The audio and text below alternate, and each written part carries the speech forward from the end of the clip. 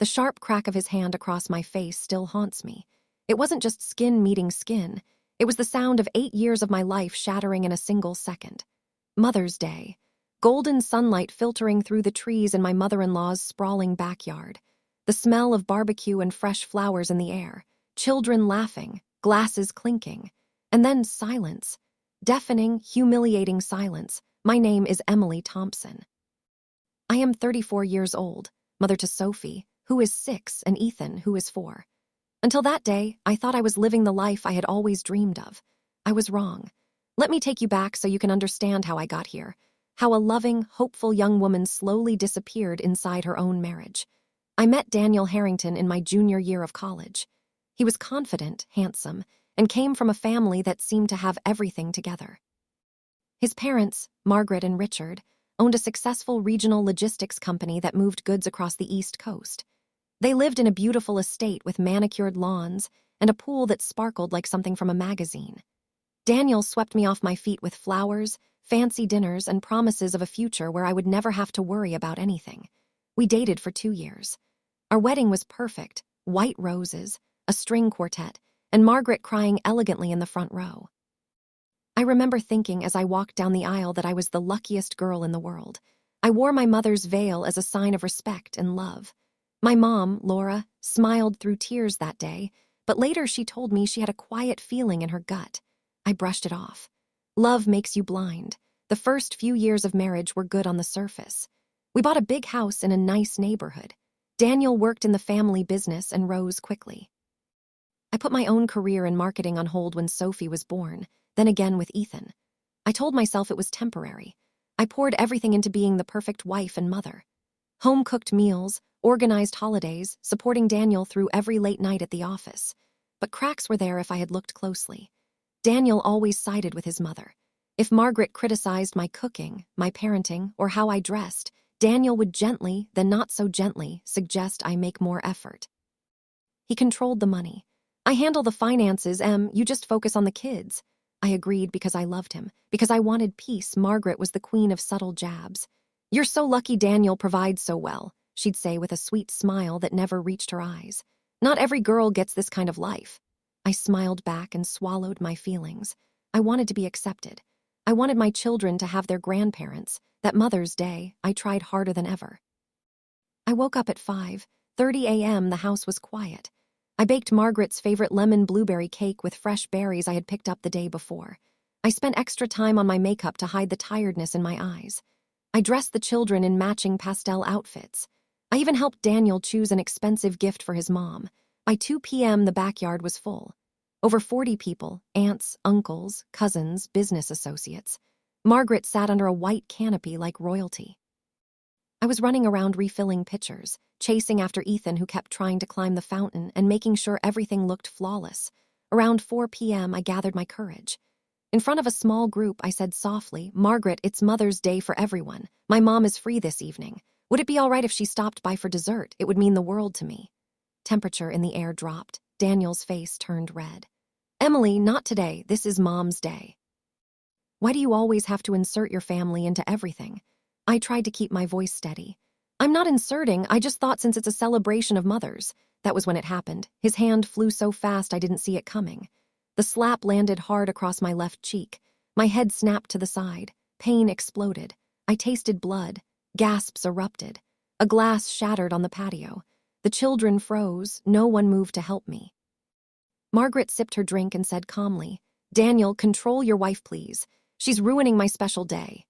I stood there, hand on my burning face, tears flowing while the entire family looked away. In that moment, every sacrifice, every swallowed insult, every time I had put them first, it all crashed down on me. My marriage died right there on that perfect lawn. What I didn't know was that my mother, Laura, had arrived early to surprise me.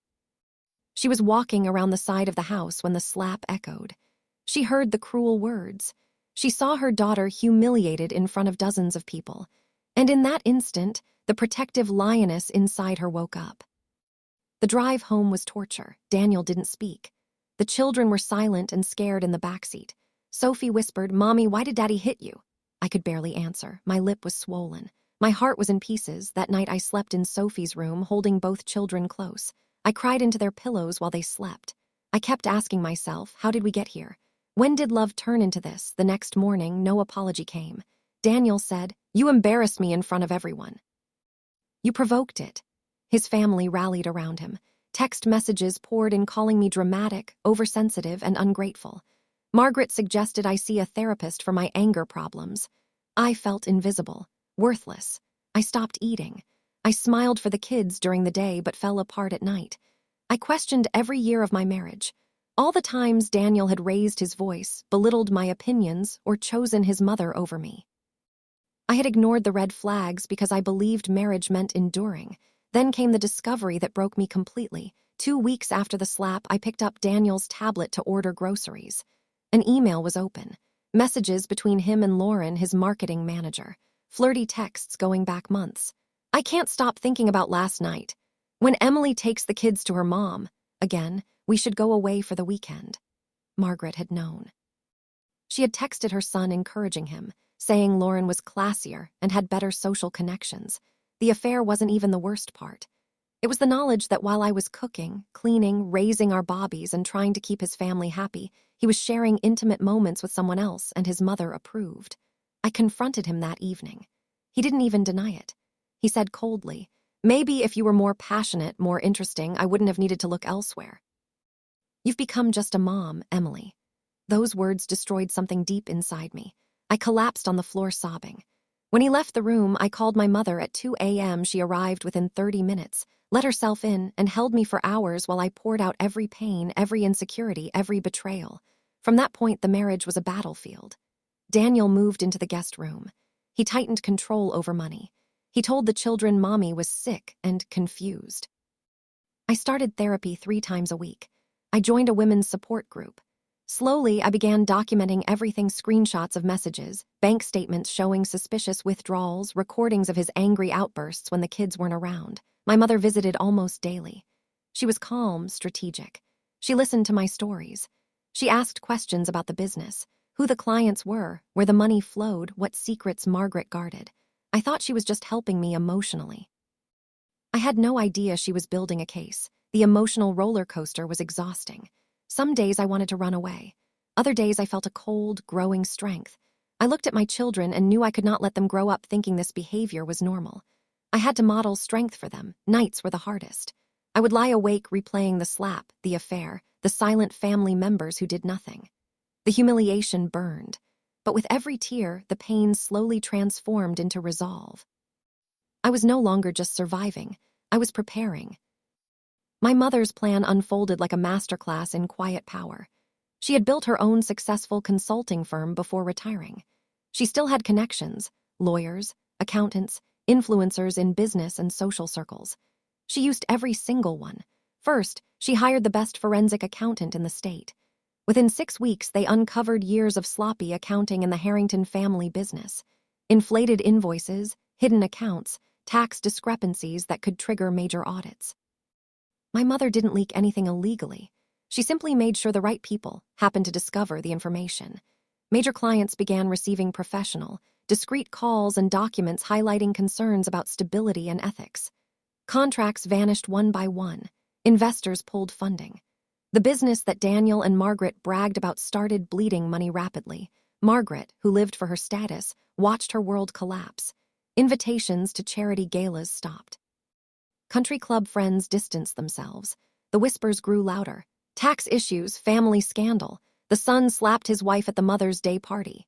Her perfect image cracked beyond repair. Daniel raged. He threatened me. He begged.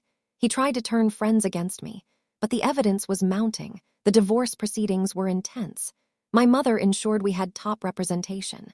The video of the slap, obtained from a cousin who had been filming the party for memories, was shown in court. Proof of the affair, financial control, and emotional abuse painted a clear picture. The judge was appalled. I received the house, primary custody, substantial child support, and a large financial settlement. Daniel lost significant shares in the failing company. Margaret was forced to step down in disgrace. On the day the papers were finalized, Daniel came to the house. He looked like a shadow of the man I once loved, thin, defeated, eyes full of resentment. "You and your mother destroyed our family legacy," he spat. I stood tall, voice steady. No, Daniel, you destroyed it the moment you slapped me in front of our children and your entire family on Mother's Day. You taught everyone that I was worthless. Your mother taught you that status mattered more than basic human respect. We simply held up a mirror to your choices. Left without another word, 2 years have passed. My children are happy, secure, and emotionally healthy. Sophie no longer asks about that day. Ethan is thriving. I restarted my marketing career part-time, and it feels incredible to have my own identity again. I laugh. I breathe. I look in the mirror and see a survivor who became a warrior. Daniel works in a much smaller role at another company. Margaret lives quietly, her social empire gone. The family legacy they cherished is now a faded memory tainted by their own actions. Through this entire journey, I learned the most important truth. The love between a mother and her daughter is unbreakable.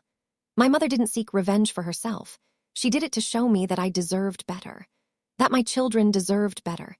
If you are listening to this story, and you are in a relationship that hurts you, whether it's a slap, cruel words, control, or betrayal, please know your pain is valid.